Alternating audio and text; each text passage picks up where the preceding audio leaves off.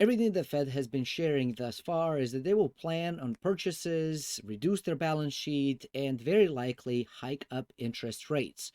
The market has spoken, and we're seeing the prices of just about every asset keep going down on a regular basis. Some would argue that we are and have entered the bear market and that we are at the forefront of yet another recession, that only the change in the interest rates, official change in interest rates, is going to further cause that and cause even further downward spiral on the prices. In today's episode, we're going to focus on the impact on real estate and what the Fed increasing rates is going to do to mortgages, home affordability, the prices of homes, and so on. So, first thing first, let's get started. I'm going to share my screen over here and let's get started to take a look at what the Fed is actually showcasing. And as you can see, that in a quarter, the fourth quarter of 2021, we are actually seeing a bit of starting to dip in the prices, median sale prices of household in the US.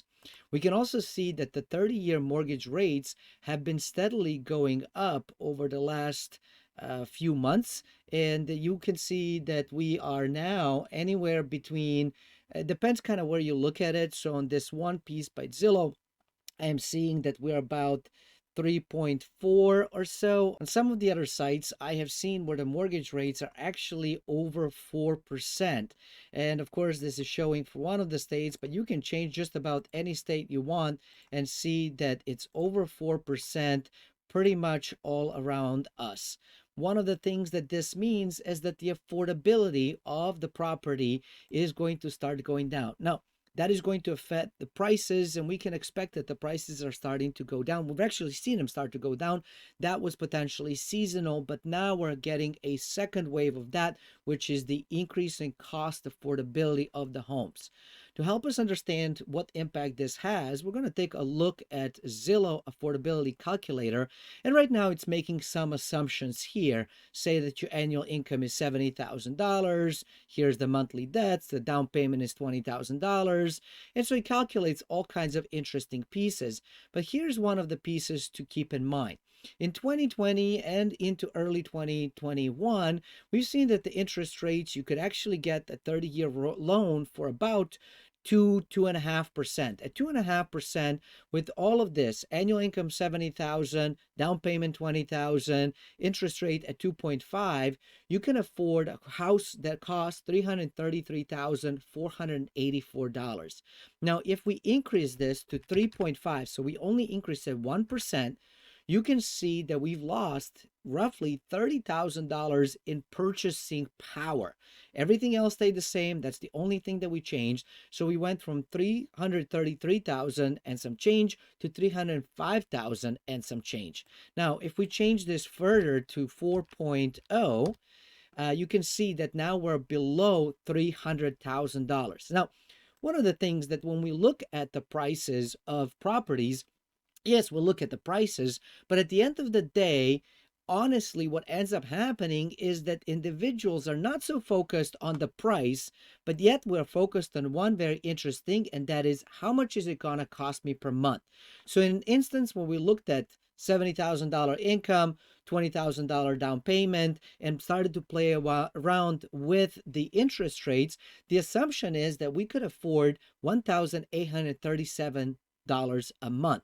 But if we say that you can only afford, say, $1,500 a month, let's see what that brings us to. Clearly, I can only do 1546, but let's say 1546. At 4%, you can only afford a house that is below $250,000. At 3%, you can afford a house at close to $270,000. And at 2%, you could afford nearly $300,000 property. So an interest rate change from 2% to 4% means that you go from 300,000 down to $250,000. That's basically a change of $50,000 in a course of a few percent on the mortgage. So that's something to keep in mind. With that, I would expect to see that the price of homes are going to start coming down. And again, Fed from St. Louis is showing that in their chart that we have been steadily climbing up, and now we're starting to see that price the median price is starting to turn. And so, with that being said, we can continue to expect to see that the properties are going to start coming down in prices. Now, this is actually very good for those that are potentially looking to buy it. However, the purchase or the cost to carry the debt to purchase that home is going to be even more challenging. So, at the end of the day, the purchasers are not much better off, but we are going to see the prices start to come down. Now, one of the interesting things from Redfin that I have also found that I think would be kind of interesting for you to see is the median sale price for all home types is about $382,840, and it's up 15.1% year over year as of December 2021. And you can see that even in the sort of late 2021, we have started to actually go a little bit sideways, slightly down from where we were in the fourth quarter of 2021. And so I think that that is going to continue to impact us. What that is going to impact is the individuals who have been thinking about potentially selling but have not necessarily sold. Now, what is the Fed actually saying? So this is coming to us from Reuters, and here's what the Powell said in the news conference. The committee is of a mind to raise a federal funds rate in March meeting, assuming that the conditions are appropriate for doing so.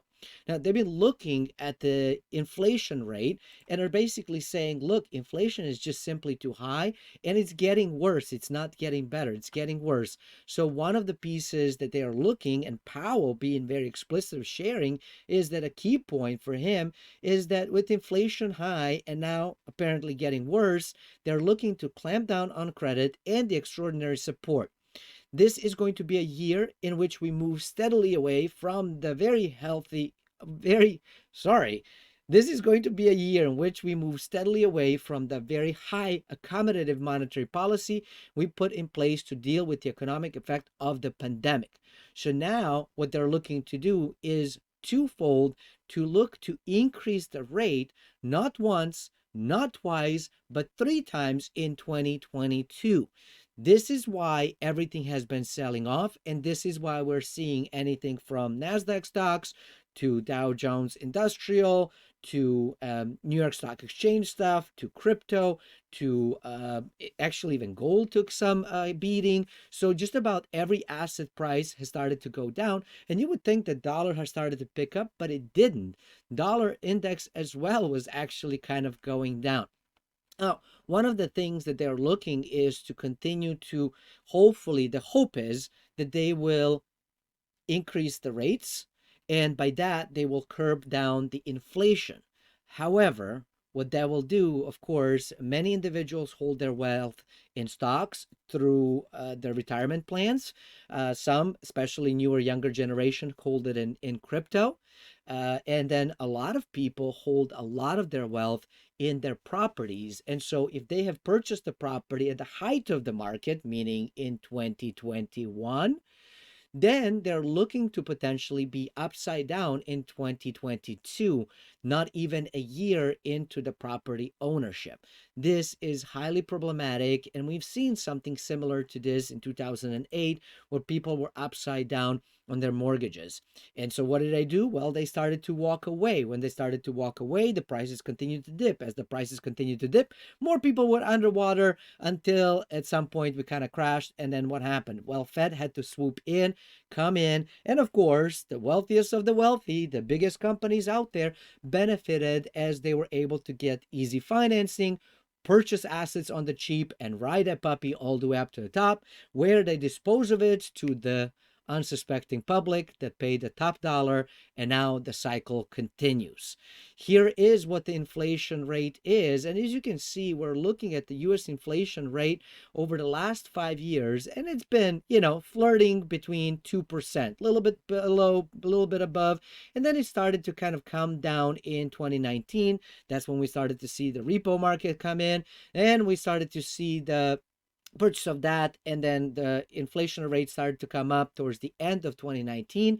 And then of course you know that in 2020 we started the pandemic piece, everything dropped down, and inflation rate was 0.12 in May of 2020. Since then it has been going up steadily, and in mid 2021 we hit about 5.5%, kind of stayed steady-ish for a couple of months, and then it picked up steam, and now we are above 7% officially. And that's in case you want to see it in a different light. Here you go. Here's how you can see what we have been seeing on the average for the year.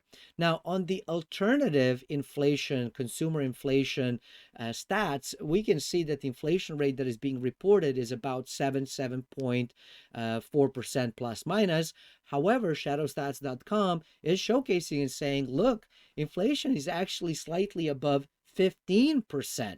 So that means that when you are investing in anything, in your assets, when you're getting income from your employer, if you're not getting raises of 15% or more, that means that over time you're losing on your purchasing power. So if your salary in 2015 was $70,000 and your salary in 2022 is $70,000, you have actually lost a lot of purchasing power. That means that it's much more challenging for you to go out there and obtain things. And that might also explain why a lot of people are very stressed and why people are quitting and saying, forget this. I could afford to do something with 50,000 or 30,000 or 70,000 or 100,000, depending what income stream you got adjusted to.